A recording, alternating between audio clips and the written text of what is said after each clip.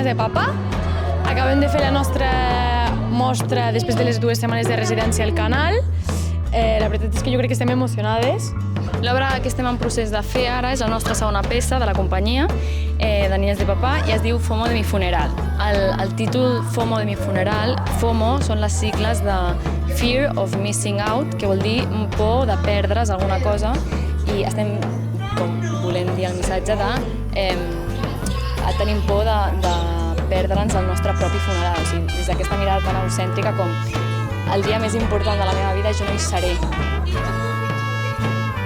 És com una rebequeria com de les nenes aquestes que ho tenen tot i que ja no saben què més demanar, i el que demanen com per últim és participar en el seu propi funeral i decidir quin taüt volen, de quina fusta, quina cançó volen que soni, quina gent està convidada, quina gent no.